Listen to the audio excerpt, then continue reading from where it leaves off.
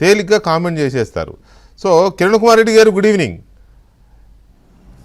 Good evening అండి. కిరణ్ కుమార్ రెడ్డి గారు, చంద్రబాబు నాయుడు గారు 5,000 ఆలయాలు అన్ని ప్రాంతాల్లో కడదాము అని అన్నదానికి షర్మిల గారు రియాక్ట్ అయిన దానికి లాజిక్గా అనిపిస్తోందా? మీ పార్టీ సాటిస్ఫైడా? అది ఆవిడ కామెంట్సా, పార్టీ విధానమా? మొట్టమొదటిగా కాంగ్రెస్ పార్టీ అనేది మీరు ఏదైతే భావజాలం అన్నారో అది సెక్యులర్ పార్టీ, అన్ని కులాలను అన్ని మతాలను సమానంగా చూడాలని కాంగ్రెస్ పార్టీ యొక్క సిద్ధాంతం. అంటే లెఫ్టా రైటా? రెండవది ఏదైతే ఇప్పుడు మీరు అడిగినట్టుగా లెఫ్ట్ రైట్ సెంటర్ అన్నీ ఉంటాయి కాంగ్రెస్ పార్టీలో. అట్లా రైట్ ఉండకూడదుగా మరి. రైటిస్ట్ గా మారిపోయాడు చంద్రబాబు నాయుడు. చంద్రబాబు నాయుడు రైటిస్ట్ గా మారిపోయాడు షర్మిల గారు అన్నప్పుడు మీ సిద్ధాంతంలో, మీ భావజాలంలో రైట్ అనేది ఉండకూడదు. ఇక సార్ ఒక్క నిమిషం అండి. మా సింపుల్ సిద్ధాంతం సెక్యులర్ పార్టీ, అన్ని కులాలను అన్ని మతాలను సమంగా చూడాలనేటటువంటి పార్టీ సిద్ధాంతం కాంగ్రెస్ పార్టీ సిద్ధాంతం. It's very clear. సెకండ్, మీరు ఏదైతే ఇప్పుడు మా షర్మిలమ్మ గారు మాట్లాడిన దాని గురించి మాట్లాడుతున్నారో, చంద్రబాబు గారు నేను మాట్లాడినప్పుడు ఏం చెప్పారంటే, ఆయన ఎక్కడ కూడా ఈ విధంగా శ్రీవాణి ట్రస్ట్ అనేది వాస్తవంగా అయితే 2019లో జగన్మోహన్ రెడ్డి గారు దాన్ని స్టార్ట్ చేశారు.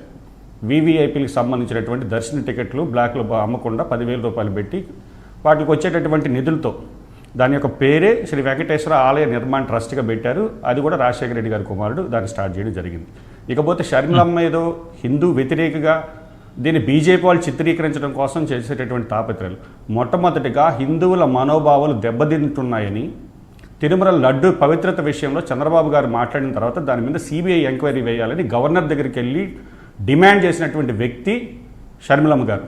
అంటే హిందువుల మనోభావాలు, తిరుమల తిరుపతి దేవస్థానం దానికి ఒక పవిత్రత ఉంది, ఆ పవిత్రతతో వీళ్ళ రాజకీయాలు ఆటలాడుతున్నారనేటటువంటి ఉద్దేశంతో దీని మీద స్పష్టంగా సిబిఐ ఎంక్వైరీ చేసి జరిగింది చెప్పాలని డిమాండ్ చేసి గవర్నర్ దగ్గరికి వెళ్ళినటువంటి విషయం కూడా రాష్ట్ర ప్రజలు గమనిస్తూనే ఉన్నారు. రెండవది, చంద్రబాబు గారు మాట్లాడుతూ శ్రీవాణి ట్రస్ట్కి సంబంధించి తిరుమల తిరుపతి దేవస్థానం అనేది హిందూ ధార్మిక సంస్థ, అందరం కూడా మేము కూడా హిందువులమే, కాంగ్రెస్ పార్టీలు అన్ని కులాలు అన్ని మతాలు ఉంటాయి. మేడం చెప్పింది ఏంటంటే ఈ నిధులతో పాటు అవసరమైతే ప్రభుత్వ నిధులు వెచ్చిస్తామని ఆయన మాట్లాడడం జరిగింది. మీరు విన్నారో లేదో, శ్రీవాణి ట్రస్ట్కి సంబంధించిన తిరుమల తిరుపతి దేవస్థానానికి సంబంధించినటువంటి నిధులతో చేయొచ్చు, దానికి ఎవరు కూడా కాదనరు. తిరుమల అనేది పవిత్ర క్షేత్రం, దాని మీద మనం రాజకీయాలు చేయకూడదు. ఈ చంద్రబాబు గారు మాట్లాడుతూ అవసరమైతే ప్రభుత్వ నిధులు కూడా వెచ్చిస్తామంటే అప్పుడు మేడం అన్నారు ఏమని, ఈ విధంగా హాస్టల్స్ కావచ్చు, దళిత కాలనీల్లో ఈ రోజుకి కూడా బేసిక్ ఇన్ఫ్రాస్ట్రక్చర్ లేకుండా, విద్యా వైద్యం వాళ్ళకి అందుబాటులో లేకుండా ఉన్న సంక్షేమ హాస్టల్లో చూస్తే 200 మంది పిల్లలకి ఒక టాయిలెట్ ఉండడం అనే దాని మీద హైకోర్టు ప్రశ్నిస్తుంది. ఇటువంటి పరిస్థితుల్లో మీరు శ్రీవాణి ట్రస్ట్ నిధులతో మీరు గుడులు కడతారా, టీటీడీ నిధులతో మీరు ఏమైనా చేయండి, దానికి ఎవరు కూడా వ్యతిరేకం కాదు. ఉన్న అవసరమైతే ప్రభుత్వ నిధులు కూడా వెచ్చిస్తామన్న ఆ పదానికి సంబంధించి స్పష్టంగా మేము కాంగ్రెస్ పార్టీ తరఫున షర్మిలమ్మ గారు మీరు ఆయన అన్నారా లేదా పక్కన పెడదాం కాసేపు, ప్రభుత్వ నిధులు అనే పదం వాడారా లేదా ఒక మాట అన్నారు. కిరణ్ గారు ఒక మాట వినండి.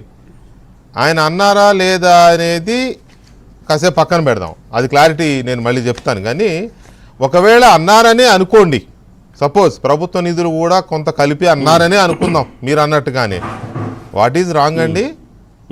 What is wrong? అన్ని ఇతర మతాలకి కేటాయించట్లేదా? కుప్పలు తెప్పలుగా 1000 కోట్ల నిధులు కేటాయించట్లేదా? హిందూ ఆలయాలు కొంత కేటాయిస్తే మీకు అంత బాధ ఏంటి? అంత తట్టుకోలేరా? మాకు బాధని మేము అనలేదు. బాధే కదా, ఒకటి సార్, ముఖ్యమంత్రి అదే ఉంది కదా తీసుకుంటాను సార్. టీటీడీ అనేది ఒక ధార్మిక సంస్థ, ప్రమేయం ఉండకూడదు అనేటటువంటి నిదానం ఏదైతే ఉందో దాన్ని మీరు తొంగలో దొక్కి చంద్రబాబు నాయుడు గారు వ్యక్తిగత ఎజెండాను, ఆర్ఎస్ఎస్ ఎజెండాను, వ్యక్తిగత ఎజెండా ఎలా అవుతుంది? అన్ని మతాలకి ప్రాధాన్యం ఇచ్చినట్టే హిందూ మతానికి కూడా ప్రాధాన్యం ఇచ్చి ఏదైనా కడదాం అన్నారు అనుకోండి, మీకు ఎందుకు అంత బాధ? కరెక్ట్ గా రాగానే వివాదాస్పదం చేయాల్సినంత అవసరం ఉందా? ఒక్క నిమిషం, ఇంకొకటి, చంద్రబాబు గారు అసలు దళిత వాడలని అనకపోయినా బీజేపీ దాన్ని ఈయనకన్నా ఎక్కువగా కూడా దళిత వాడలని చంద్రబాబు నాయుడు గారు అనలేదు, షర్మిల గారు అన్నారు దళిత వాడలు అని. ఎందుకన్నారు షర్మిల గారు దళిత వాడలని?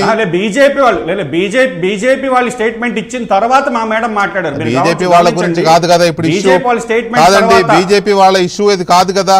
చంద్రబాబు నాయుడు గారు పేద ప్రజలు ఉండే ప్రాంతాల్లో, గ్రామీణ ప్రాంతాల్లో ఒక 5,000 టెంపుల్స్ కడదాం పేదల ముంగిళ్లలో అన్నట్టుగా అన్నారు. దళిత అనే పదం ఆయన అనలేదు కదా.